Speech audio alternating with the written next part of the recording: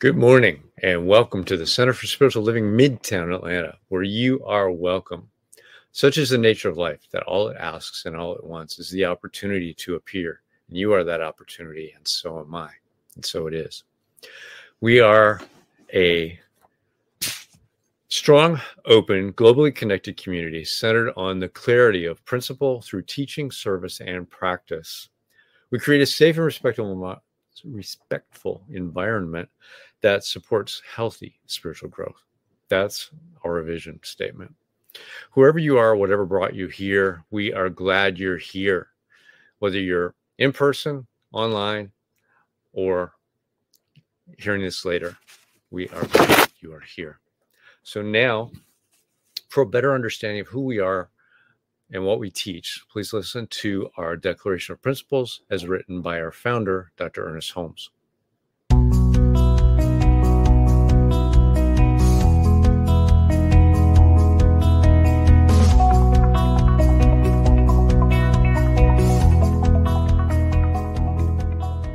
I believe in one God, one absolute power and first cause to all things.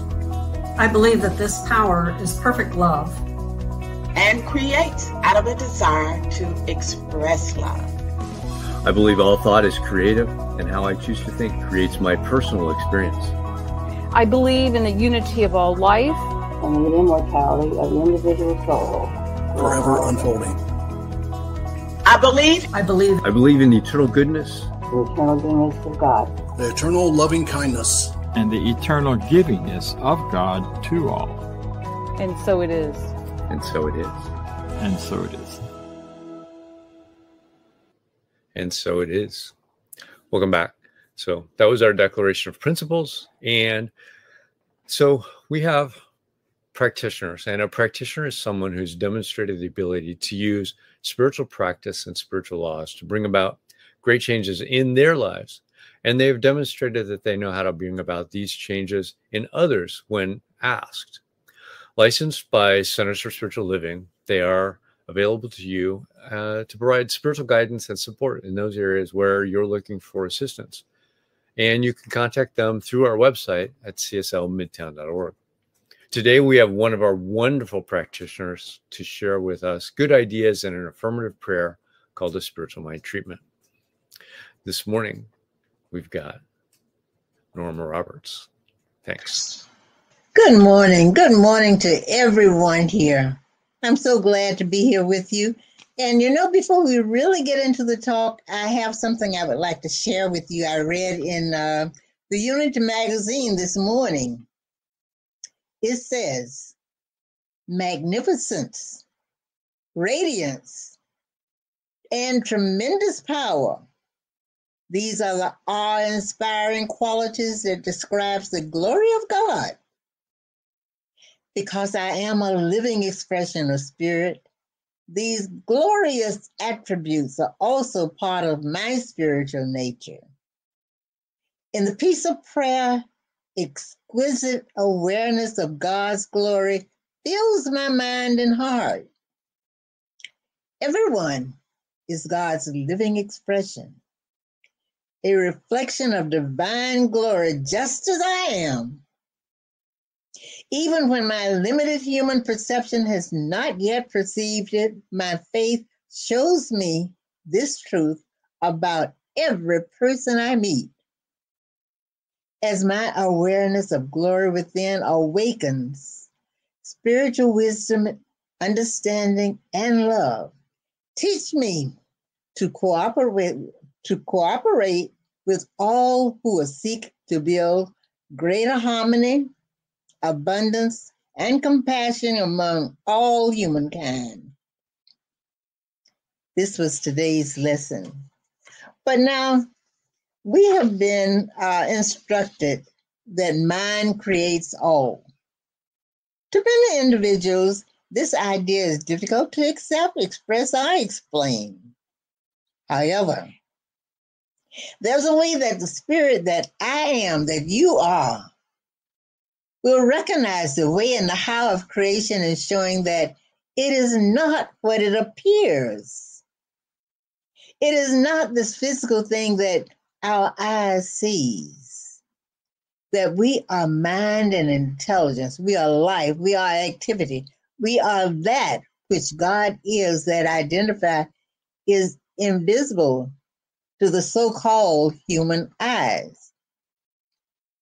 The man Jesus used several instances in his teaching about a high level of understanding, where an individual went out and planted seeds into the field, tended it, and watched it grow through a process, and then harvested the results. The man Jesus said, you see the seed sprout and go out and process, and then you harvest the results.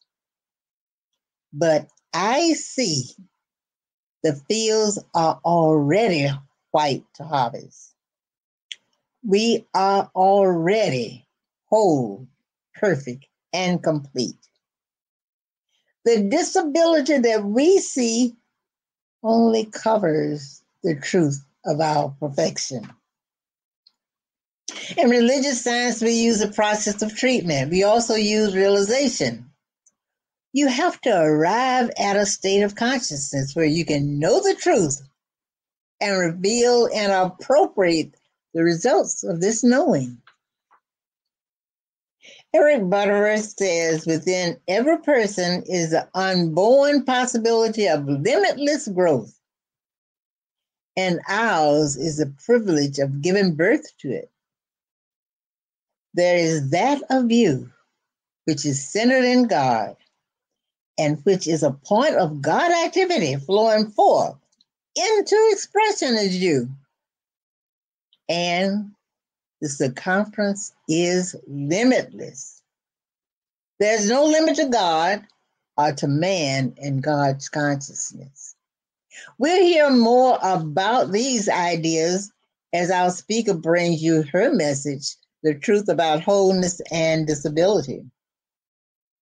So now, let us prepare ourselves for treatment. Close your eyes if you like. Find a position that is comfortable for you.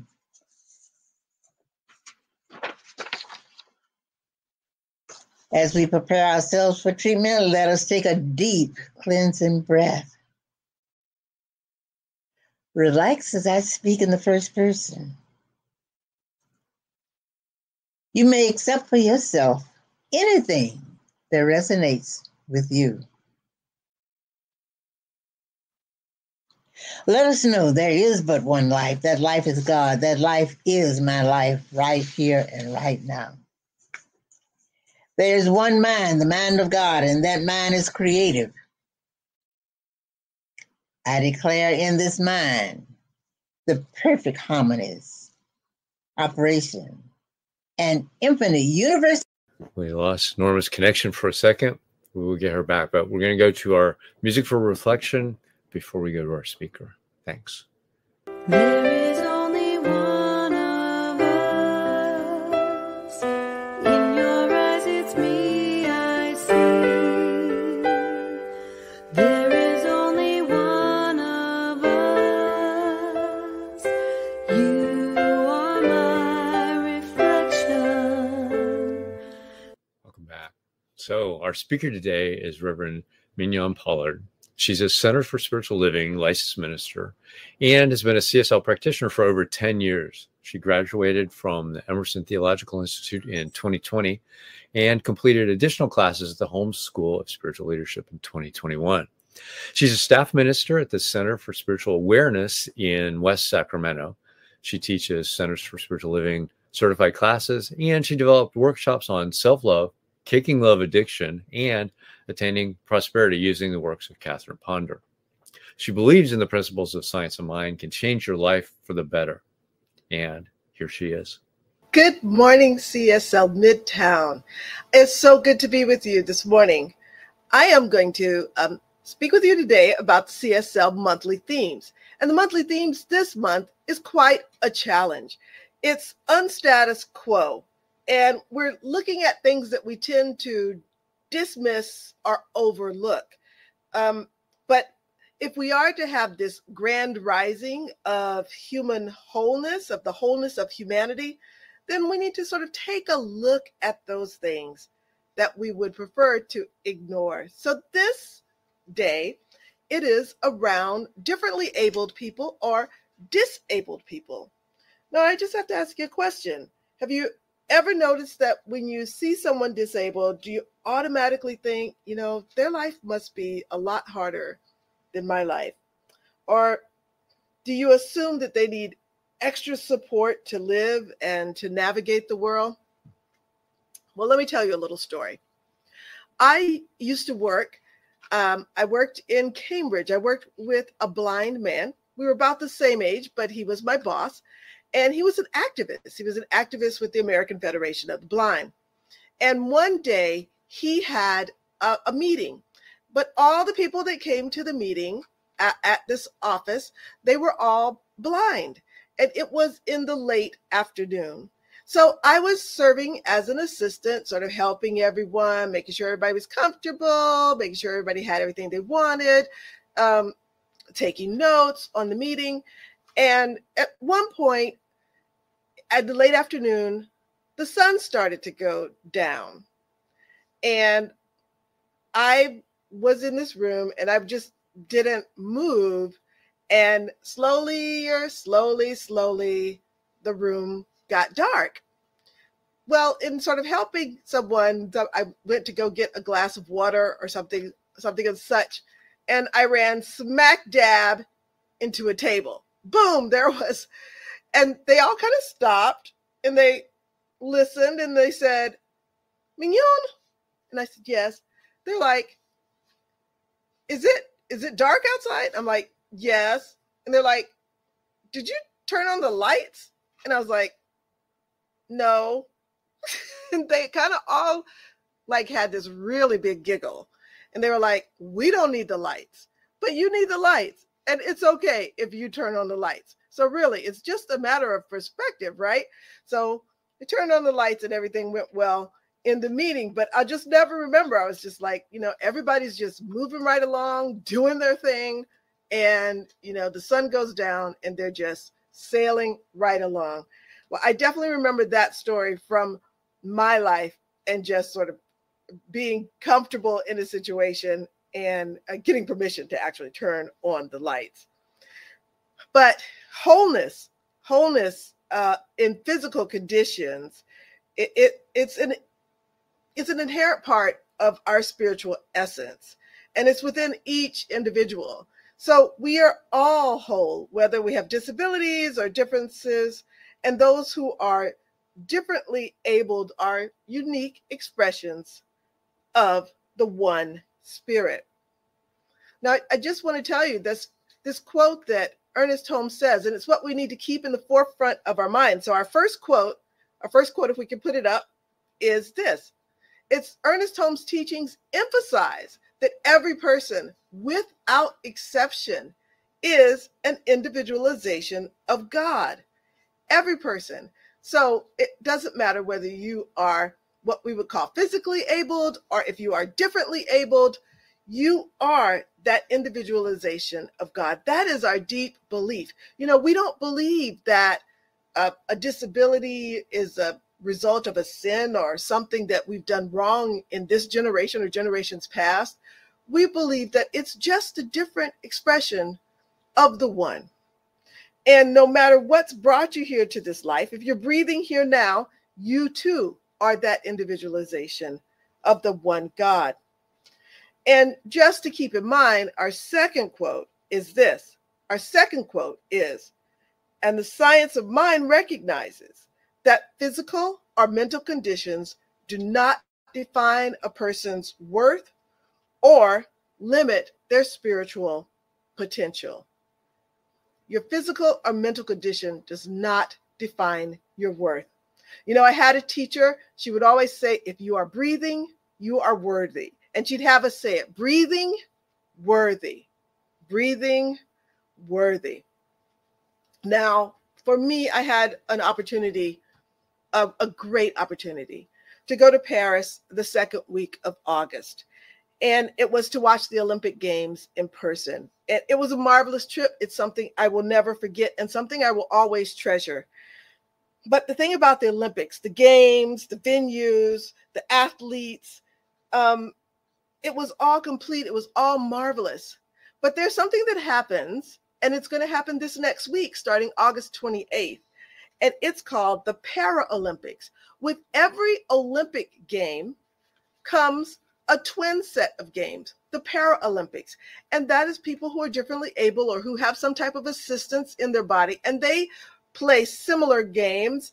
They have basketball, they have archery, they have horseback riding, they have all of the different sports, and they compete. This Paralympics, from my perspective, is a demonstration of that no matter what the physical condition, that the competition in sports is available. And the Paralympics show that even that differently able people can compete in a multitude of sports regardless. It shows their wholeness, it shows their spirit, it shows their depth of human spirit. And it's a way to see wholeness in the world, this wholeness and this oneness, as they are transcending their physical and mental limitations. So if you need a sort of a boost or a reminder of the absolute wholeness of all people, then the Paralympics is a good place to just see the joy and the wonderment of the human spirit in action. And that's this coming week, and it'll be on for 2 weeks, the Paralympics, also held in Paris, France. Now, disability. My first real encounter with people who are differently abled, it was always not to honor a deficit model. I think we think about disabilities in a deficit model. Back in the late 1980s to the early 1990s, I worked at a place called the Office of Management and Budget in Washington, D.C. I started under the Reagan administration, and I worked between the Reagan and Bush administration. And the Office of Management and Budget is an arm of the executive cabinet of the president. And one of the best things that I worked on, really what I feel like is one of my huge legacies, really is President Bush's legacy. But since I was a main author behind the scenes and unknown of helping him work this through the Congress, it was the American with Disabilities Act. Oh my gosh, such an uproar happened in 1990 when it was finally signed. And when I say Bush, I mean the father, George H. Bush. Anyway, we were talking about disabilities, and the big uproar was, it was people with disabilities were fighting for their wholeness. They were fighting for their rights in the 1990s. And this amazing, wonderful thing happened when it did finally pass. And there was a lot of contention around it, because what it asked people to do is it asked people to retrofit their churches, to retrofit their gas stations.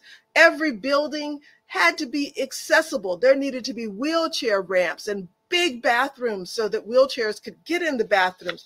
It made this world a little bit easier to navigate for people in wheelchairs. There were bumps put on the street for blind people so that they could use their sticks and figure out how to do that. Voice commands put on walk, don't walk when you're crossing the street.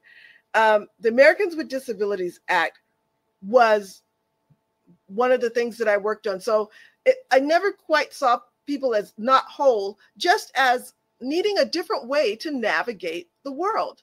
And so when you think about people with disabilities, maybe think they have a different way in which they need to navigate the world. I'm very proud that I was a part of that original. It's been amended many times and expanded for a lot more rights, but I am very proud. It's one of my proudest moments to be a part of that legislation, to help get that legislation through. And I think it's really one of the best things that came out of the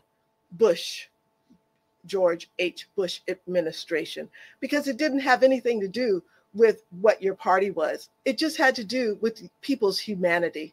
And that is the beauty of it all. But let me give you some example of disabilities that the Americans with Disabilities Act regulations talks about. And some disabilities are visible and some are not. So here's some things, and think about this, because some of these things, when you hear them, you might not think that they're disabilities, but they are considered disabilities. So the first on the list is cancer, diabetes, post-traumatic stress disorder, HIV, autism, cerebral palsy, deafness or hearing loss, blindness or low vision, epilepsy, and mobility disabilities, such as those requiring a wheelchair, a walker, or cane. And then there are intellectual disabilities, like dyslexia or other intellectual disabilities. Major depressive disorder is considered a disability, and traumatic brain injury. So when we think about disabilities, or people differently abled, I think that we can broaden our scope, and we might even fall into one of those categories unknowingly, like, oh my goodness, and not know that that might be considered. So not all disabilities are physical, some are mental, many are not visible, but all are included in God's unique expression of oneself. Now, we don't have to believe that we've got them, again, like I said, because of some generational sin or because of our inherent imperfection. But we believe that spirit expresses itself in multiple ways, and it does this to teach us the lessons in life, and that there are many lessons that can be taught while you're working with or interacting with people who are differently abled. You can learn lessons of compassion and understanding, and they can teach you lessons of strength and courage. And if you find yourself being fully abled and then disabled, you will also learn many lessons in this life. So my work on ADA ensured many things, but it made the life for people with disabilities a little bit easier to navigate this world. And that law recognizes that people who are differently able, but that doesn't take away from their wholeness, and it shouldn't take away from their ability to move freely in this society. So just a word about those who become differently abled. As life goes on, they fall into these categories under ADA.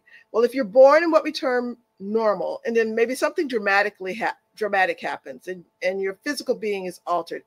If you're born what we call able-bodied, and you go through something that puts you in this disability column, it can be a testament to your faith.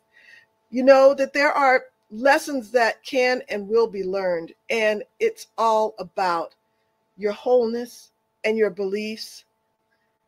And if you're born differently able, there may be reasons for this. There may be lessons that you learn as you walk through your life for yourself and for the others you interact with.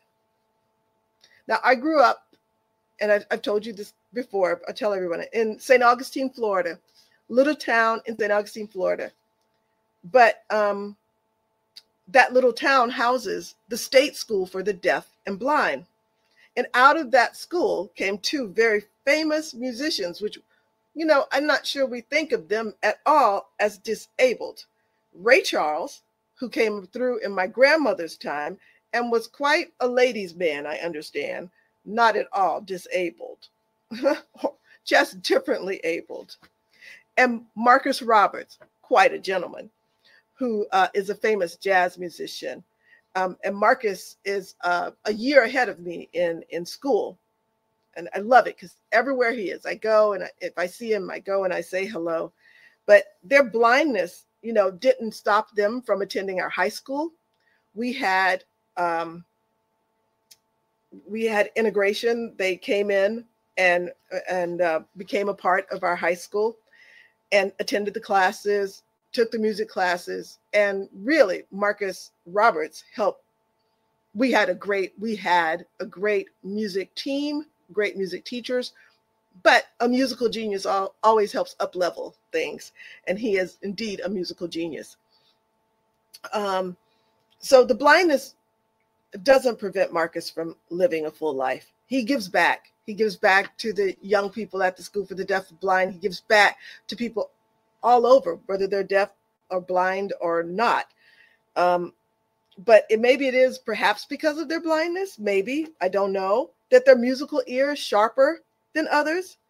Both Ray Charles and Marcus Roberts became famous musicians that blessed the world with their talent. And I believe that whatever circumstance that the universe puts them in, that God is supporting them in living the fullest expression of their life right here and right now. So each of us, each individual, we all possess in body, mind, and spirit the wholeness of the world. It's just expressed in many different ways. And I hope that just through a couple of these stories, you get an opportunity to see the normalcy of what we might think is someone that is differently abled. We can't judge by external appearances. We just can't judge by external appearances. Each individual, regardless of their ability, physical or mental, each individual is worthy, and each individual has infinite potential.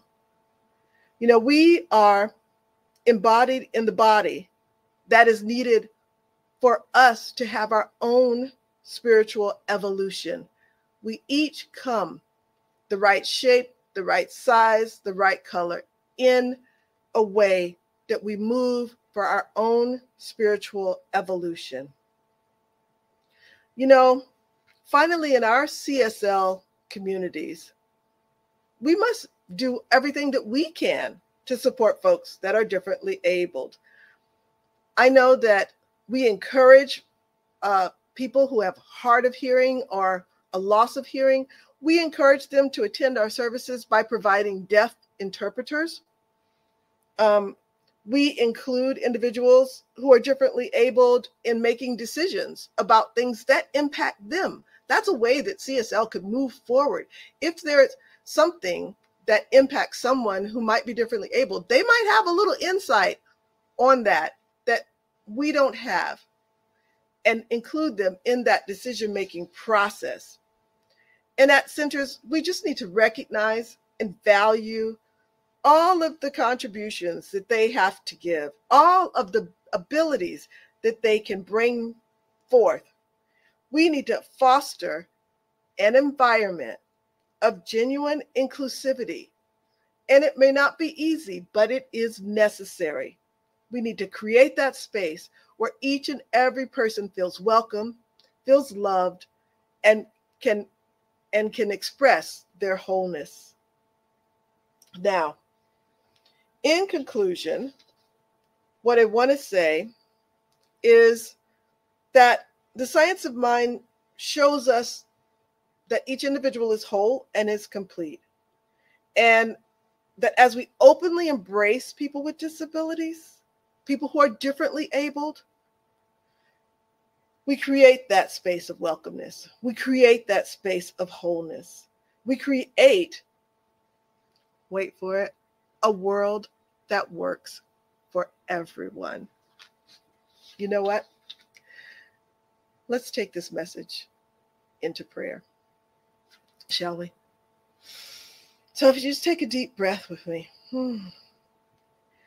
And I'm just recognizing that one God, that one presence, that one energy that is back behind all, that energy that gives us the beautiful smell of the lavender field, that gives us the wonderful texture of sand running through our hands, that wonderful energy that expresses itself not only in colors and shapes, but in the gentle flow of the waves as they brush across our feet, in all types of feelings. This energy expresses itself as the gentle kiss of the ocean breeze against our cheek. This energy is an energy that is expressing itself in a multitude of ways. And that energy, that creativity, that wholeness of energy is the wholeness that is me.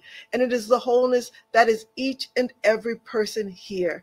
And I speak my word that each and everyone is moving towards their highest potential, their highest physical potential, their highest mental potential, and that they are a larger expression of the one as life unfolds. And I am just so grateful and thankful. I'm so grateful and thankful that each and every one of us is worthy, that each and every one of us has this breath, that each and every one of us is that individualization of God, blessing one another. I'm so grateful for that, grateful and thankful. And I release this word into the law, and together we say, so it is, and so it is. So it is. Thank you. Wow. Reverend Pollard selected that song after her talk. So we got that amazing song from the movie Fame. So there was a lot going on today with that differently abled wholeness that we all embody. And thank you for that amazing talk this morning.